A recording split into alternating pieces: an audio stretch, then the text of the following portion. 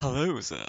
So, um, I've spent a while drawing cards, like such. Those are homebrew cards for a game called Magic the Gathering. Many of you might already know about them. If I do quite a focus, we can see the art style and how it's in a card sleeve and such. I've spent quite some time drawing cards, and this year, not so long ago, I've managed to draw my 300th card. It's quite an achievement, to be fair. Like a full deck might take me something like 80 hours. And it takes some time. As such, I've gifted myself this. I might have already showed to you on Discord, but it's a mechanical arm allowing me to carry, support my phone. So I'm currently using my actual phone to record this. At first, I thought I would need something like an application or such, but in fact, maybe this one. In fact, I only needed to use Discord. I mean, I can just use two accounts, but that's illegal. Maybe. Uh, so, to give out a little bit more um,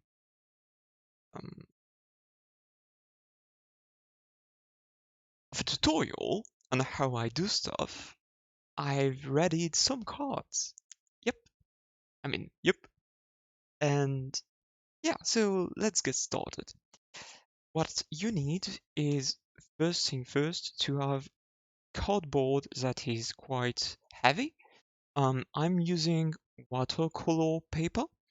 It's quite should have a ruler, but it's not paper thin. Clearly not paper thin. As in not printer paper thin. Um, so you got the millimeters, and you can see that it really is taking something like zero, maybe 0.2, 0.3 millimeters. And yeah, it's quite heavy. You can hear that it's like cardboard. It's a bit flexible, so even if you were to bend a little the cards, you can bend them back, which is quite useful, watercolor. Because if you color them like this one, like with this kind of blue, it tends to bend a little, as you see. And when you sleeve the cards and you put them all into the pack, because they are all stuck together, they tend to get back a nice form. Um, so here I have different steps of my cards, and this one which is complete. So you got the cardboard once it's cut. I'm not going to show you how I draw lines and cut cardboard because it would be kind of boring. Completely boring. Afterwards, I draw the cadre. Cadre. Lorenzo. Cadre. Well, those lines. We're going to do it very easy. I've it might have been 12 hours since I wake up, so I'll chill out. I'm doing this to chill out, so I'm going to chill out anyway. So those lines are here to separate different zones in the card. At first, at the very top, you got the name and the coast. I'll just, here, you got the name and the coast. In the middle, we'll have the picture, and afterwards, we got the type of the card. And on the very right, in the middle right, I put a little number which corresponds to the year I've drew the card. So this one's from 2024. Afterwards, we got a big area that is for the text, for the effect of the card. Very easy. I mean, if you played card game once, what I'm trying to explain right now is basic, kind of basic. So what we have here is different step in my drawing process. At first, I do everything with pencil to make sure that every element's on the cards and that I'm sure that I want to draw this and not something else. It also helps me when my players know what they want as a drawing so that I can just be like, hey, I've done the sketch, here you go, is it okay for you? And well, most often they just be like, okay, and don't give me more inputs. But sometimes they ask for corrections, so I do correct them. Afterwards, I've got new pen. Before, I drew all the lines with very basic mechanical pen. Um, but what I've gotten is for my birthday, my big brother got me this. Those are fine liners. They are not black, but light gray and dark gray. And with those, well, this is not a fine liner, like not at all. This is quite big. Um, I have one that's actually fine. Oh, yeah, this one. No, this is a 10 as well. Oh, this one. So, and if I, yeah, you see, oh, this is so little. And with this kind of very fine pen, you can draw very fine lines. If I look at my phone, yeah, let's see scratches, how fine they are. And it really helps to give out a sensation of movement up here. And yeah, it's really nice to have as a tool. But there's a problem. As I just said, I don't have black fine liners, only light gray and dark gray. Plus, they are only cooler colors, so it's not warm grays. They tend to be kind of bluish at times if you really spread them a lot. So what I do is when I want a different render, so for this card it will be okay, and if I feel like it's too faded, I'll use a second way to line up cards with those here. Better. So what I do is that I use Chinese ink. I believe that's the word, Chinese ink, to go back on the lines and to cover them up. These two, well, this one was drawn from pencil, and I've already erased all of the lines. Let me double check really fast. We never know. We never know. A pencil line that is under alcohol claw markers will stay. So we need to be sure that all the lines have been deleted, erased, completely erased. So this one was from pencil, and this one was with gray fine liners, but because I wasn't really happy how it turned out, so I used my pen nib, which is this fellow, this little fellow. It's a G pen nib, like the classic mangaka, pseudo mangaka, I'd say.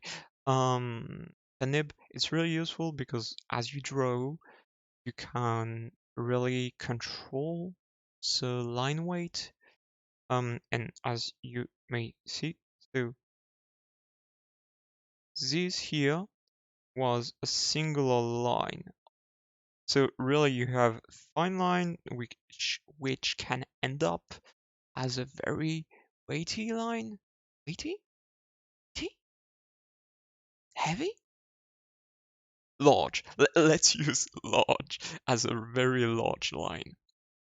And at the same time, I'm going to drop this so that I can use both hand to really come out. And you see on the arms here, you have very small scratches. And the scratches, if I zoom too much, it might not want to. Yeah. Um, they almost become gray because there's so little ink. Like if I zoom it out a little, yeah, we can see that it's not really a line. It feels like something scratched the paper, and it's well, it's the effect that I wanted it to give it out, and it worked. And it really worked. And because you got like the scratches in the middle and those heavy scratches, you can see that the pen is really going back up from the background, from this very simple um, plain background. Yeah, that's about it. So this was a very short video on what different steps I do to make my cards. I don't want it to make it too long because there's no point about it. I'm just going to see if I got I have a card to show. Oh yeah, and by the way, this is my 300th card. Can we can I dox myself? The camera is so shitty that you cannot really see me, so it's fine. Um, anyway, so this, if I managed here, the three C's in the background is actually for the Roman number 300, and it's basically a zombie queen. And its effect is that it basically cannot be taken off from the field, but it's not a problem as it doesn't give the player who plays it an advantage. But if 300 cards have been played, then the one who has these cards wins the game. Pretty easy. But yeah, it exists. All those cards are cards that I don't currently play, but I'm just going to be like, whoop, like this, tick, tick, tick, tick. So yeah, I spent a really nice day. It's the gray actually here is not from fine liners, but from pencils. Like, and this one was one of the very first cards. It's kind of weak, so I don't play it anymore. I really liked it because it was made with pencil. I should have made more cards with pencil. It really gives out. One was made from pencil as well. It gives out a different feeling from alcohol marker. This one was made with a pen, a fountain pen, which is currently broken, so I can't really use it anymore. Which is this one. It's really classic. It's cool pen, but it's cool. And it drew really nicely. Like, can you see how brutal this blade is? Like how crackly it is? This was done with watercolor. It was supposed to be like some sort of volume that shout energy. Didn't turn out as well as I'd wished it to be, but yeah, it does a trick. This is a frog with a forest. It's a frog. Yes, there's a frog. It's a blade, some kind of Shinto ogre, a dragon, spiral, another monster, and this is Flash. Yep, we call Flash. Flash is really harder to draw than one might think. There's so many little details that you have to really apprehend in order to give out nice feeling to Flash. And also the white parts. The white parts are essential to really um, amplify the reds in the flesh. And all the other one are lands which we don't really care about. Yep, and well, rabbit tokens. Yep, because my deck is all about sacrifices, so I got other effects that creates those not so dangerous tokens to have sacrifice fodder, basically. But I also have cards that can boost up the rabbits and suddenly turn them into killing machines. So yeah, it's all fun and games until the rabbits are Australians. Yeah. So what we're going to do is that I'm going to tell you to have a good and nice day, and I'll see you in another video later, where I'll be recording myself, maybe finelining this one. I'll try to do it with Ray at first. I feel like I might have to switch on the light, but we'll see. We'll see about that in a minute. Bye. Bye.